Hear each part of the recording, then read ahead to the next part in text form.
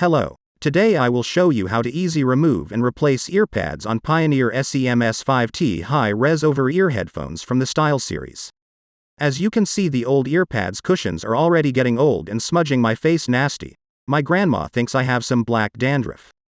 The saddest thing is that Pioneer does not offer replacement earpads for this SE-MS5T model. The first task is to remove the current, damaged ear cups. This can be easily done with the index finger.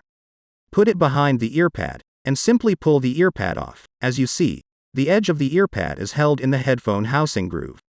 This is what the old earpad looks like. After that, all you have to do is order the Pioneer SE-MS5T replacement earpad cushions. You can buy them on Amazon or Aliexpress. The link to them is in the video description. The other option is to measure the existing earpads and find others that fit. For this headset, earpads from both Audio-Technica AT-HM50X and HyperX Cloud gaming headsets will fit. When you buy new spare earpads, you also have the option to choose the type. You can fit both velour and leather type. See how they differ in my in-depth earpads review video. Once you've got the replacement earpads cushions, all you need to do is install them. I'll put both types on so you can see what they look like.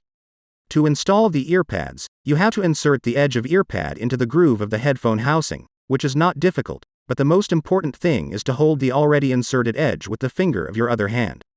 Otherwise, when you put the next section of the edge inside the groove of the headphone housing, the already inserted edge will slip out and it will take forever to try to put the earpads on. This is what the new replacement earpad looks like: big, soft and comfortable. Let's also remove the other old earpad to fit the new velour earpad instead.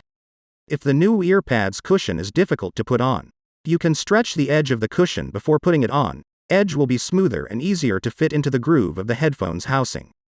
Then you can do the same as with the first earpad. Insert the whole edge of the earpad into the groove of the headphone housing.